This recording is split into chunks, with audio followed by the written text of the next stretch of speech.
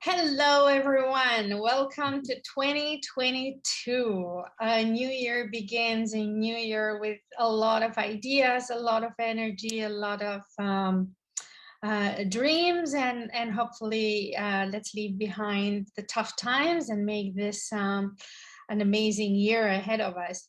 So what a fitting topic to share and to discuss together, unlearning and relearning. It is something that, for everything new that we want to do, we bring our, things that we know how to do and things that we have learned that probably don't serve us well. And it makes it hard for us to succeed what we want to do. So we are bringing today, all the way from South Africa, Zanele. She is an impressive speaker. I am so excited to have you joining us today. An upcoming and future star with so many things going on in her hand, an entrepreneur, a faculty teacher, a member, running her own company, her own podcast, shining on transitions and ways of working, new ways of working, and bringing her customers along. She is the UnLearning Lady, right? That's how your customers call you. So good. So I don't want to take more of our time. I want to bring Zanele in our stage and welcome you to our Agile Ontario. Thank you so much, Ardita, for that beautiful introduction. I really appreciate it. I appreciate being in this space with all of you. I appreciate you taking your time to be here today. And I hope that the session that we have together for the next few minutes is going to be worth your while. But I'd like to just request a few things from you as we get started today. The very first one is I would love to invite you to allow yourself to be challenged, because the work that I do is uncomfortable work. It's the job of getting people to be as uncomfortable as is possible. So if you feel yourself getting right to the edge today, I'd love to invite you to allow that. So allow that feeling of discomfort, allow that feeling of being uncomfortable, of feeling stretched, of feeling challenged. So allow yourself to be challenged. And then the next thing I'd love to ask from you is to be aware that in every single moment, from the time I spoke to you, from the time you probably jumped on this call and you went, oh, so that's Zanele, you were making assumptions. Human beings make assumptions all day, every single day, whether we know it or not. And because the brain doesn't like gaps, it fills those beautiful little gaps in knowledge with assumptions, because there's nothing else we can do, right? So when you looked at me, you probably looked at my background, you heard my accent, and you put together all of these different assumptions on your own. So that's the next thing I want you to acknowledge, is that at any given moment, we're making so many assumptions about the world, about other people, about ourselves, and about the things we interact with. But unlearning, if you don't take anything else away from this entire hour, let it at least be the fact that unlearning is about understanding that you're assuming and then assuming again. That's all it is. It's just assuming again. If you've ever read, what's it called, Think Again, you probably know that that is the big concept around unlearning. Adam Grant's book, Think Again, if you ever want a nice read to go away and maybe pick up after this, that's a really great one that I can recommend. And then the last thing I'm going to ask for from you is that you engage with me. I love engagement. Dustin, when he introduced me just now, did say that the energy is one of the things I often get from a lot of clients. And it is. I love the energy in the room. I love to feed off of your energy. So when I ask a question, it would be amazing if you could go over to the chat and engage me and humor me, and let's keep it as a conversation. So that would be absolutely amazing. Thank you so much, Bernie, for that thumbs up. That means at least one person is keen to hear from me today, and that's enough. If I just have one, it's perfectly all right. So I'm going to ask that if I'm not spotlighted on your end, you just go over to the three little dots on the top right-hand corner of my screen and you make sure that I am spotlighted for you. So you pin my screen, in other words, and that way you'll see me nice and large, because I won't be sharing screen, but what I will be doing is that I will be showing you my slides this way. So it means that you won't always be seeing my face, but at certain moments I will pop into my screen where you will be able to see me, and I will appear this way. So it'll be a mix of the two, but in the entire time you'll be able to make contact with me and my slides along the way. So before we get into the slides and we get all excited about everything, I'd love to challenge you to do something. So just relax. We're going to do a bunch of different activities, a few little activities between our conversation today that will help you feel what it feels like to unlearn, so that as we go through everything, you have practical feelings and experience around it. So what I'd like you to do for me is I'd like you to use either your right or your left hand, you choose which one you use, and draw the number 6 in the air. Don't overthink it. Often when the UnLearning Lady asks people to do things, they think it's a trick, but I promise you it's not. So just draw the number 6 in the air, maybe 3 times, 4 times, until you feel pretty comfortable with that. So remember which hand you used. So about 3 times, 4 times until you're comfortable. Then what you're going to do for me is you're going to use the opposite foot. So if you used your right hand to draw the 6, now you're going to use your left foot to draw the number 8 on the ground. So right on the floor where you're sitting, if you're on the bed, if you're on a chair, you're going to draw the number 8 on the ground. 4, 5 times until you feel pretty comfortable that you know how to draw the number 8 with your foot. Okay. And if we're all done this. I haven't done this since I was a kid. That's always great to go back, right? And once you feel super comfortable, now here's the next step. I'd like you to do both at the same time, 3 or 4 times. So what you're going to do is you're going to use your hand to draw the number 6 while you draw the number 8 with the opposite foot as well. So give it a few tries and let me know. Cheesy, your face just and let me know in the chat, what does that feel like? So a 6 in the air with your hand, and then an 8 on the ground with your foot. Any thoughts? Deborah, would you like to unmute and let me know what your thoughts are? How's that feeling for you? I'm very visual, and I was trying to, because I couldn't see both things, I was trying to go with the rhythms, and of course the rhythms of both were different. And I think you saw me making a funny face is because I realized I was getting it wrong. Like the 6 is so simple, and yet it was turning into a 0. Again, like at the second time. Chagrin, I guess. Yeah. Good. Thank you so much for sharing that. Anyone else want to do? I'll just take one more. Yes, Cheesy, go ahead. I found out that I was time slicing. I would start to draw the 6 and I would pause. Then I would do a little bit of the 8, and I would do a little bit more of the 6 and a little bit more of the 8. I couldn't quite get them both going simultaneously. Thank you so much. Beautiful. Very nice. Thank you everyone for doing that and taking the opportunity to do that. So that's the first example you're going to have around what unlearning feels like. And so as we go on today for the rest of the 45 or so minutes that I have with you, you'll realize that the conversation around unlearning, especially how I teach it, has got a lot of the science of learning, the science of habit creation in it as well, all mixed up together. And so the aspects that we're going to teach today are super practical. These are things that you can apply, especially as you try to unlearn the way you've always done things, because you now realize it's time for a change. Whatever that change looks like for you, maybe you're changing business models, maybe you're shifting your market, maybe you want to start positioning yourself in a completely different way. Whatever it is that you're looking to unlearn and work through, I'm going to help you to get some practical strategies that will help you to do that.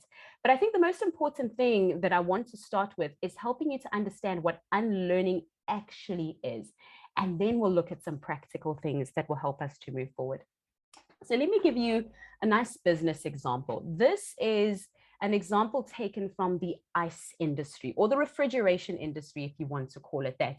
And I know when we joke around, oftentimes we say that during quarantine, the refrigerator was our best friend, because we would just go and stand at the refrigerator even though we didn't want to necessarily take something out, but we would just stand there and find comfort in the fridge. So if we look at the refrigeration industry, right where it started, what individuals used to do is they used to camp in the cold north and they would cut blocks of ice.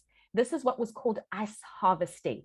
And so any kind of innovation during this time were things like maybe a stronger horse, a saw that was a lot sharper, a sled that was a lot bigger.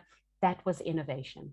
Now, if we move down a good few decades down the line in this exact same industry, what we started to see then was ice factories. Now we could store the ice, but we could also transport the ice in ice trucks and what was called ice trucks. So that was the innovation that was brought on that revolutionized this industry. A few years down the line then is when our best friend came through, the refrigerator.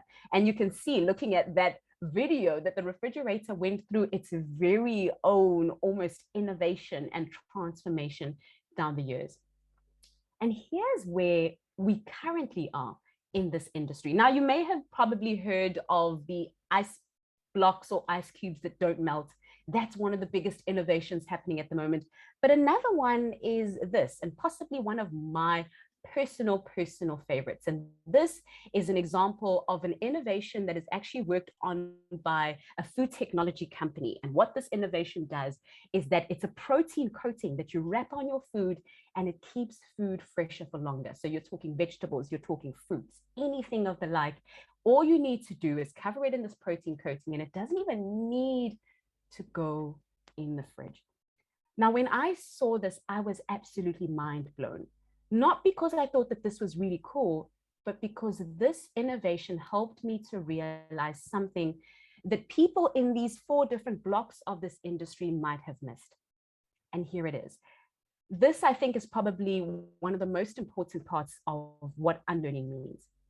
None of the individuals or entrepreneurs that were in any of these 4 industries jumped to the next curve.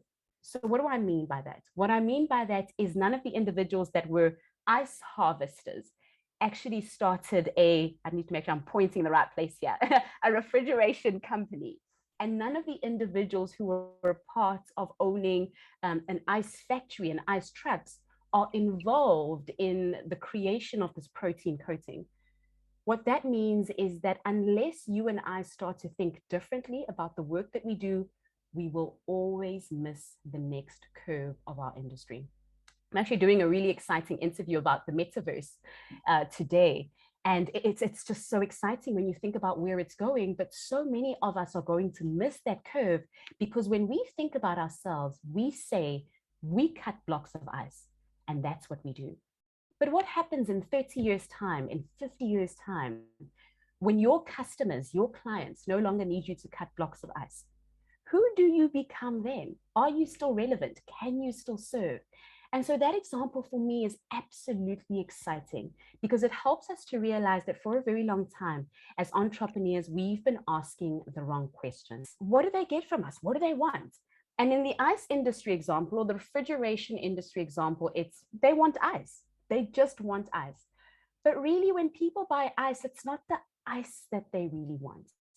So the better question, and not necessarily the right or the wrong question, but the better question to ask would be a question like this. What do they do with what they buy from us? That means that in 30 years' time, when they no longer want ice, you and I, depending on our industries, wherever we are in the world, we can still add value to our markets because we've almost gone below what it means to give a product or a service, but we understand the true need of the client that we serve. And that's where unlearning starts as a business person, as an entrepreneur. It's us opening ourselves up or understanding that we may have been asking the wrong questions for a long time. But unlearning also comes with almost extending that empathy to ourselves and saying, you know what, it's okay to get things wrong because sometimes organizations get things wrong, but that's how we learn. And I love these examples of some companies who've done things that have gone a little bit wrong, but it's perfectly all right. I'll come back to those comments. I see there's a comment there. Thank you so much, Moonwai. Okay, so these are just some examples. I love to share what you see right at the bottom there. That's Colgate's attempt at frozen foods. It didn't last. Many of us are not aware of it. And no, it didn't taste like Colgate. It actually tasted like proper food, but unfortunately didn't go on for too long. Cheetos, the very famous chip brand, also tried to do a lip balm at one stage. Unfortunately, that didn't work out. Google Plus, I had a Google Plus account. It was Google's social media attempt, also didn't quite work out. And you may not be too familiar with the one right above me, but that's Bic, a pen brand that's quite popular in South Africa. And they tried to do a pen specifically for women because they thought, oh my goodness, every woman needs a pink pen. I don't know where they got that from, but they did.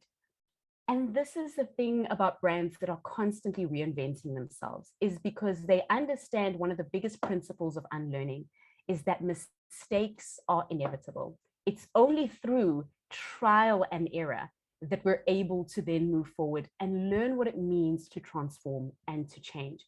So the more we do those things, the more we expose ourselves to getting things wrong and making those mistakes, the more we unlearn what we once did and grab hold of what we now want to do. Let me show you practically what that means. You've probably seen me do this exercise before, but still humor me if you have. I'd love you to cross your arms. I promise it's not a trick. Yeah, this time it's not a trick. Last time was a trick, I'll admit. So just cross your arms. Just normally roll your shoulders back. I know sometimes you get so tense. So just cross your arms. Okay. And then I'd like you to uncross your arms and then cross them the other way. It might take you a few moments to, Renee, you look like you were like, okay, what's the other way? That happens to me all the time. Okay, what does that feel like? Does anyone want to just unmute for a second and let me know, what does it feel like when you cross the other way that you don't usually cross your arms? What's the feeling there? Does that feel strange at all? Does that feel uncomfortable? Any thoughts? It's very awkward. Right? Very awkward. Okay, let me show you something. Now uncross, cross the normal way. Now you've just crossed the normal way, and what your brain is saying is, yes, that's more like it. Let's do more of that, please, because we're used to it. Now uncross and cross the weird way again. And the more you do this, what you'll start to notice is that it feels less weird. It starts to feel less strange the more you do it. And this is a practical, very everyday example, but unlearning works exactly the same way, especially on a neuroscience level. Now, I do a lot of neuro coaching, and this is one of the biggest principles around change and unlearning is consistency is absolutely key. So how do we build that? How do we build unlearning so that it almost becomes an absolute skill for us? And we've opened up ourselves to that place where we can make mistakes openly and feel like right at the end of making those mistakes, we know that we can fly. Let's talk a little bit about what that means.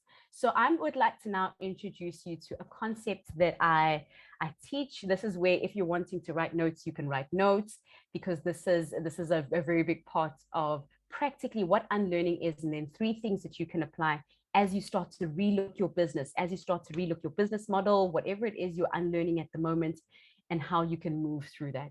So let's start by looking at what builds the capacity to unlearn. How do we get to do that? And it all comes down to a concept called mental flexibility.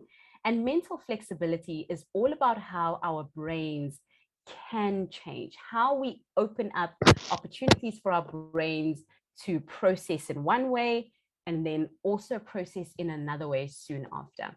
But the other way to think about this is learning. It's all about learning. Oftentimes I'll get the question, but unlearning, relearning, is it not the same as learning? What's that all about? And here's the truth. It's all learning. Your brain, whether you know it or not, learns through unlearning and relearning. It's all the same thing. Let me give you an example. Sorry, that was not the example. I had to sneeze. Let me give you an example. So imagine a little girl. She grows up with a dog in her family home. And the schema or the connections in her brain start to think about a dog by characterizing the ears. Maybe it'll think pointy ears, snouty nose, furry body, and 4 legs. So she knows if she sees an animal that ticks those boxes, instantly her brain will categorize it as a dog. But it's the first time she's ever seen one. So she goes a few years with that very same mentality or that very same idea in her head, until one day she meets a wolf at the zoo on her visit. We spoke about the zoo a little bit earlier on in the call. What does her brain say? Dog, right? Because the schema or the little categories she's corrected in her brain or connections she's made in her brain are saying pointy ears, snouty nose, furry body, 4 legs, tick, tick, tick, tick, tick, dog, dog, dog, dog, dog, until it starts to violently bark at someone and do something that her dog doesn't do. Then what the brain does is called learning. That's the moment where learning happens, because she has exposed herself to information that contradicts or is new compared to what she knew. I'll give you another example that's quite interesting. I often say it's quite detrimental to hang out with friends who consistently give you the same information. We always say, oh, I love hanging out with the boys, or I love hanging out with the girls because they understand me. But research from Stanford University actually says that you and I think about 60,000 thoughts a day, but 90% of them are exactly the same. You think that you're showing up to a brand new situation in a new way, but all you are doing is juxtaposing the way you reacted to a similar situation yesterday onto today's situation. So what we do is we ask ourselves, oh, I know when I spoke to Dustin yesterday and he said that thing about my mom, I know I got cross. And so he comes up to me and he says that thing about my mom again. And what my brain does, because the brain is a pattern matching organ, it literally juxtaposes that exact same response. And you think, and we think we're showing up differently. And so learning, to go back to the concept of learning, which is so important before we can start talking about unlearning, is very much about exposing ourselves to information that is contrary or is different from what we already have. And that's where the magic happens. Now let's look at what that looks like. I'd love to introduce you to a framework in these last 30 minutes. And this is where I'd love to have a bit of a discussion with you as well around what you've been practicing, what you've been trying, how you've been unlearning, and also what tools you've been using. This is a framework I call Switch, Shift, Shuffle. And the purpose of this framework is to build mental flexibility. Think about the brain as an elastic or as a sponge. The more it gets stretched in a particular way, the more you can call certain actions from it. So you can't make a demand on your brain similar to your body that you haven't prepared it to show up as. Does that make sense? It's like working out for a marathon. And then when you get to the marathon, you can then expect your body to go to that extent because you've put in the practice. A lot of the time as entrepreneurs, we expect ourselves to come up with great ideas and unlearn the way we used to do things, but we haven't built the mental flexibility that is needed in unlearning. And that's where most of the magic happens. So let's look at this amazing framework. Switch, shift, shuffle. Practical things you can do on a daily basis to make you a better unlearner. And what I love about this framework is you can apply it personally, but then also when you start to think about the things you want to unlearn in your business, you can apply these as well. They are that context movable, if you can think about it that way. So let's go to the very first one. The very first one is switch. And switch is all about asking yourself how you've always done a particular thing, more especially with your hands, if we think about it on a personal level. And you'll see that right behind me, there's a picture of a toothbrush. And that's the best example around switch. Maybe put in the chat box. This might be a really great moment for engagement here. Let me know in the chat box which hand you predominantly use to brush your teeth. Or you can lift it. Thank you, Deb. Okay, right. Okay, right. I'm also right. And then maybe go over to the chat and let me know, what percentage of the time do you give your other hand an opportunity? If, you know, assuming that you do have, that is an assumption that I've made. See how I'm acknowledging that I've made an assumption that we all have both. which is quite false. 5% live. What percentage of the time do you give your other hand an opportunity, or maybe even your foot, if you're nice and flexible, an opportunity to brush your teeth? No. I see the sheepish smiles. Cool. Okay, cool. So that's literally what switch is. Next time, or even as you sit there at your desk, I'd like you to acknowledge just how you constantly do things the exact same way. Like the hand that you have on your face, those of us who have hands on our faces at the moment, is it usually the exact same? I saw that. Is it usually the exact same hand? I saw it. Very nice. Is it usually the exact same hand? When you grab your water bottle, when you brush your hair, when you do little things each and every single day, are you always jumping to do them in the exact same way? And then the bigger question is, how can you switch that? How can you think about different ways practically to do the little things? And that's where it starts. Oftentimes people will say, no, how do I unlearn in my business? How do I change things in my business? But unless you've built the mental flexibility that you can call on in your business, it's not going to be there. And that's why this is really, really important. The mouse is meant for, let me just see, the mouse is meant for one hand. Yeah, Deb is making a point. She's like, if I switch the mouse use, Deb, I don't know, do you want to talk? Very good point. But changing the hand would change my mouse, the chain of events. I love that, Deb. So that's a big one to think about, because there is a lot of instinct behind it. But next time you're about to do something, I'd love you to ask yourself the question, how can I switch? How can I do this differently? What else can I apply? And this just maybe to move it a little bit to the business context. If you're about to fill out an invoice, about to send an invoice to a client, stop and go, I've always been sending invoices this way. How can I do one tiny little thing a little bit differently? Maybe I can look at switching it up and doing my invoices on a platform that makes it a bit easier.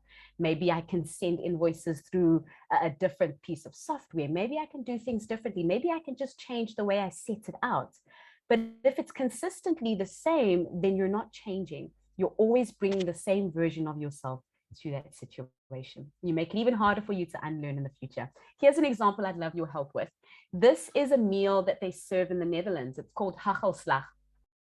And basically all it is a piece of bread that's buttered. You may be familiar with it. It's a piece of bread that's been buttered with some sprinkles on there. Now, I love sprinkles. I'm a diehard fan of sprinkles, but that's basically how they serve the meal. Now, let me know, maybe you can even unmute for this one, or you can raise your hand. If you go right to the bottom to the reactions, you can raise your hand and answer this question. What's a way that you can switch how you prepare this meal? So the original way to prepare it is you butter the bread and then you pour the sprinkles on. Done. And then you just eat it. How else? How could we switch the preparation of this meal? Yes, Liv. What if you mix the sprinkles and the butter first and then put it on the bread? I love that. Most of us would think of that and go, oh no, you're messing it up. But remember, mistakes. Dustin, I think you've got a nice one. Go ahead. Yeah, can I just dump the sprinkles right in my mouth as I'm eating the bread? Or skip the bread completely. Better. Or skip the sprinkles. Oh, no. Can somebody Any mute other him, please? ideas? One thing that I've seen is you spread the butter on the bread without cutting the bread. So first the butter, then cut the bread, then probably the sprinkle. I don't know. Okay. You could butter the bread and then put it right into the bag of sprinkles and collect the sprinkles. Love it. Love it. Mm-hmm. Any others? Going. Gone. You could put the Fantastic. sprinkles. Oh, I was just going to say, you go could put ahead, the sprinkles directly in the bread. You can bake it like that. Ooh. Very nice, very nice. See what we can come up with if we just give ourselves an opportunity to play. And I love how the aspect of play comes through. And mean, my past is in primary school teaching, and Adita, you did mention it when you introduced me. So through allowing ourselves to play with our ideas, to play with our systems, to play with our concepts, and not being so married to them, because sometimes we're so married to the culture of how we've always done things that we stick to it. But the moment we allow ourselves to just ask, how could I just do this slightly differently? And you play around with that, and new beautiful ideas get born that our clients oftentimes really, really appreciate and makes life easier, and then end up translating into money in the bank a lot of the time. So let's go on to the next one. And the next one is shift. Shift is all about our environment. So it's all about your surrounding, what's around you in that moment. Because what most of us will do is that our environment, or where we spend most of our space, is the place where we hold it so sacrosanct, and we appreciate it so much that we hold it so dear that we never want to change it. But unfortunately, that mental flexibility we spoke about earlier on needs us to consistently be allowing our brains to process our environments differently when we expose ourselves to something tiny. Here's a question that I'd love to ask you. You can unmute for this one as well. Maybe I can pose it specifically to someone. Bernie, I'd love to pose this question to you. How long has your bedroom been set up in the same way? And don't worry, we're all going to answer the question, so you don't have to feel embarrassed. Since I moved into my house 14 years ago, or 15 years. Yeah, I'm right there with you. Anyone else in the tens? Since I moved into my apartment, Yeah. seven days ago. Ah, congrats, Dave. Congratulations on the new apartment. I've Yeah, reconfigured because of rearranging. I've reconfigured because of COVID. So otherwise it would have been exactly the same. Was that Yasmin or was that Yeah, Connie? That was I was you? saying I keep rearranging my bedroom every few months. What is the purpose? Why do you do it, Yasmin? I just like to have a different setup with the same furniture. Like I don't go crazy buying new furniture, but I just like to have it organized in a different way. Yes, I love that. Rena, I saw you unmuted as well. Go ahead. Yeah, I was just gonna say the same as Yasmin. Like I change it a lot. It's like a shower curtain. Like I change the room entirely so that when you walk in it, it's like you're walking into a totally different room. Yeah. Something about that's nice. Wow. Oh my goodness. I go crazy. Like if a pot plant has moved out of a corner, I feel like I'm in a different room. It's like, oh my goodness, the world is changing. So this is a very, very big one, because remember the conversation we had about the dog and the wolf, that true learning only happens when something has shifted, when something is different, when something is contrary. And if we're always surrounded by the same space, we don't give ourselves the opportunity to think creatively because nothing has changed. So I always say the best place to start with this one is something small. Look at one tiny item like a pot plant in your living room, in your bedroom that you can move. And even if it's every month, one tiny thing. Cheesy, go right ahead. I was just going to ask, is that part of one reason why maybe some people like to go out of the house to a coffee shop or some other type of a space whenever they want to be creative or whenever they want to think they're changing their environment? I don't know. Yes. What do you think of that?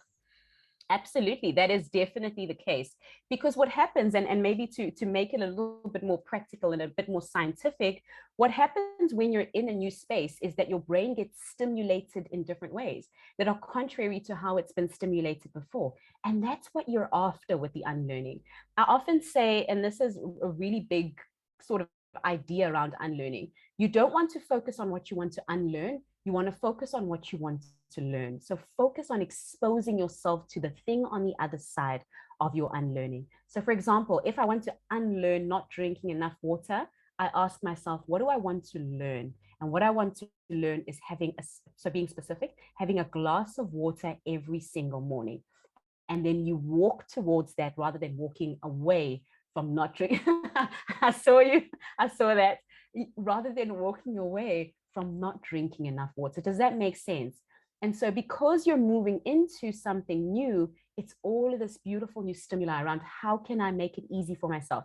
Can I put out a glass of water the night before so that as soon as I come into the kitchen, I see that water, it stimulates my brain to go, okay, let me pour a cup of water right in the beginning of the day. So it's the stimulation that we want that's completely different from what we've had before. And the more you get new information that comes in, it interacts with what you already believe, and you produce something new that you couldn't produce before. Cool. So let's move on to the last one, and then we can have a nice discussion if we've got some time right at the end. And the very last one, just to your point so much, Cheesy, is shuffle. And shuffle is all about your diary, the things you do every day, where you spend your time, who you speak to, who we speak to as entrepreneurs. I have a lady who helps me with my branding, and she's got this huge concept called the brand twist. So she says that if you want to innovate your business, don't look at what other people in your industry are doing. Find a completely different industry like retail or something completely different, see what they're doing, and then twist that concept with what you're doing. And I think that that's absolutely brilliant. And that's what shuffling is all about. Shuffle is all about finding ways to mix up who we speak to, the people we spend most of our time with. Are they all people in your industry? Are they all people who speak the same language as you? And I love that we have this room in this forum, because it means that we're having all of these cross-functional conversations from across the world that help us to stay stimulated in so many different ways. That's, I mean, we don't even need to do shuffle based on this conversation. We might as well just skip this one. So maybe one thing we can look at is, how do we spend our time? Think about your morning routine. So let me pick someone. Faith, I haven't heard your beautiful voice yet. Think about your morning routine. The things that you do in the morning as soon as you wake up. Maybe you start with your shower, then you do your oatmeal that's made at a certain temperature every single time. It has to be just right, or you freak out and your day doesn't go well, and then you do something, and then you do something else. Now, our routines are beautiful because they give us a sense of safety, they give us a sense of comfort, but too much routine is actually quite detrimental. You know, they say a bow that's strung too tightly is easily broken, or is easily broken. So you want to allow yourself that flexibility, even in things like your routine. Mix it up a little bit, go to a different store. Cheesy, you mentioned this a little bit. If you usually go to that coffee shop that serves that perfect coffee that you like and that's always right, maybe try the guy down the road that you don't often go to. Try have that other pizza with ingredients that you're not used to. Not necessarily to enjoy it, but to expose yourself to new information that contradicts what you already believe. Remember, we spoke about assumptions in the beginning. So you're aware of your assumptions, and then you challenge your assumptions.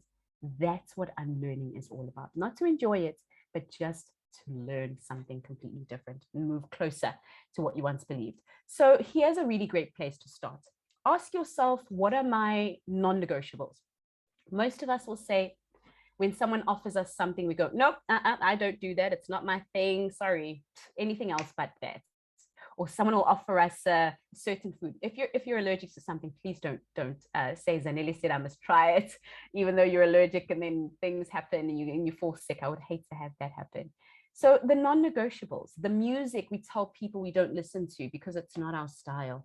The clothes we say we don't wear because we say they're not very flattering, or they're horrible, or they're for millennials, or whatever it is. The different things that we say are not our thing. That's always a great place to start. Ask yourself how you can start with one tiny thing. Those people that you say you'll never speak to, that country you say you'll never go to. Ask yourself how you can start with one tiny thing. Because the next step in your business, or the next innovation that's going to take your business to the next level and help you to level up, lies in an experience that will challenge you to think differently, and then move from what you already believed into relearning something completely new. And that's all it is. It's that 3-step formula. It's not magic.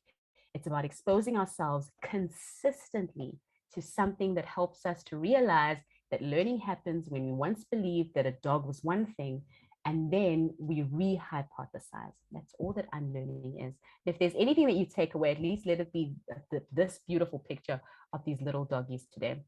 I'd like to leave you with a quote as we end off our conversation together today. And it's one of my personal favorites. I think it wraps up this conversation quite well. And it's an African proverb that says, to get lost is to learn the way. You've probably noticed this if you've ever gotten lost. I get lost constantly. I'm actually a bit embarrassed to say, but I get lost constantly on the road when I drive, but I've gotten so used to it now. But when you're one of those people who gets lost often, you often know the best routes. Everyone asks you, oh my goodness, how did you know we could take that route? And then you pretend to be fancy, like you just know all of the routes. But actually one day you got lost and you were crying and you were screaming and calling hubby and all of those things. But that's how we learn. It's when we allow ourselves to get lost and we extend to ourselves that grace and the gift of change, the patience that comes with it, the patience to unlearn, and put ourselves in situations where we can be challenged and can make those mistakes that need to be made. Thank you so much. These are my details, just in case you want to reach out and continue the conversation with me.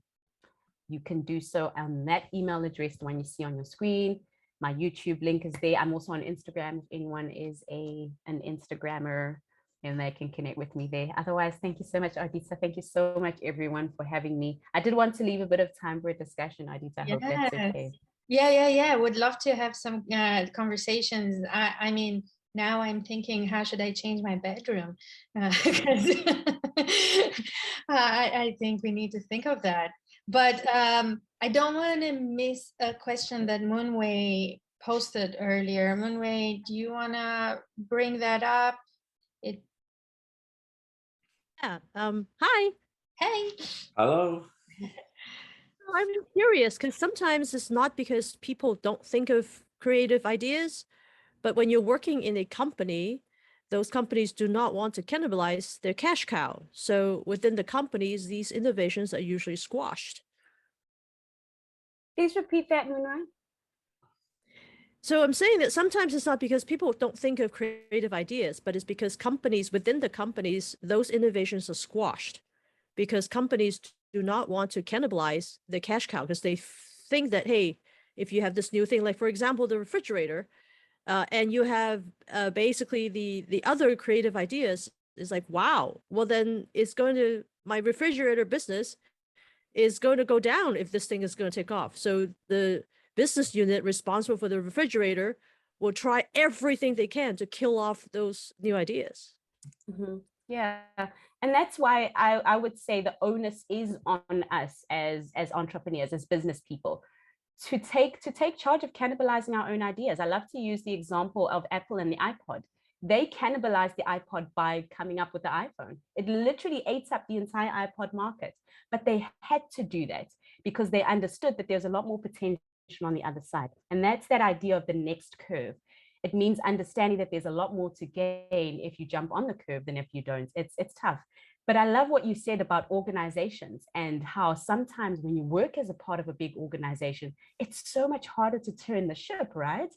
It's really, really tricky in that context. And that's why I love the agility of startups and the agility of smaller businesses that can turn the ship nice and easily. Thank you.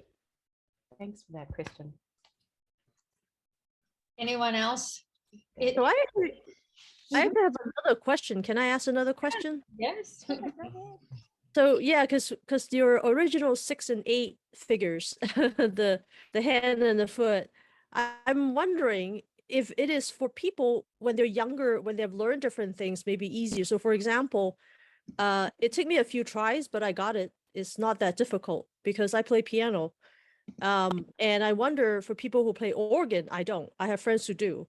This may be very simple for them because all left, right hand, left, right foot are all doing different things simultaneously at the same time. So, I mean, so if we learn these skills when we're younger, wouldn't that be easier for us to pick it up when we're older, just like riding a bike? Yes, it would, as long as there is that consistency. But just like riding a bike, they often say that when you you've done it and then you take a break, you can always pick it up again. So that muscle memory starts to come into play. And the younger you are when you pick something up, when your brain is a lot more fertile at the time, then you can. It's just always there. That's why I often say habits don't die.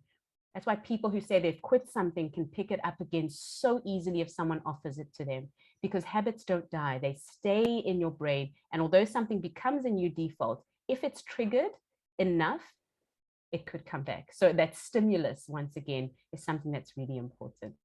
I love that example. How long did it take you to do it a few times and then be able to do it consistently, the 6 and the 8? Literally just a few times. Nice. Yeah.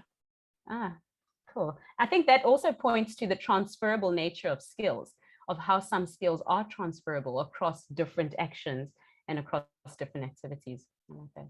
Mhm. Well done. Anyone else? I did like the comment about changing up the routines and such. Back when we traveled, I would go to different cities, and I noticed that some of the consultants would always stay at one hotel and go to one place after work. And I always like to, especially when I was in New York, try different places all the time. My commute every morning was different. I'd find different places for coffee, find different restaurants on the way back. I just liked that mix up, but I'm kind of glad you brought that up, because it does put you in a different mode where you are aware of what's going on and you don't just kind of go through the motions. How did you find that benefited you, Dustin? It made every trip different. And, and I would be able, as on my way back, I would kind of decide what I was going to do. When I would, at other places, when I was going to the same spot all the time, I found that I was settling into some boring habits. I'd come back and I'd watch the same show and get room service, and and then I'd wonder why I wasn't, why I was kind of like just draining down. I wasn't using that time for anything else. You just kind of got used to saying, here we're landing, we're going to settle. But when I was moving around, it would just keep me kind of awake and alert, and I had full control over what was next. Yeah, I like that. Very well said. I think that reminds me of 2 different kinds of intelligences: crystallized intelligence and fluid intelligence. And the crystallized intelligence is when we memorize facts and we know all of these different things because we've learned them over time. But fluid intelligence comes from experiences.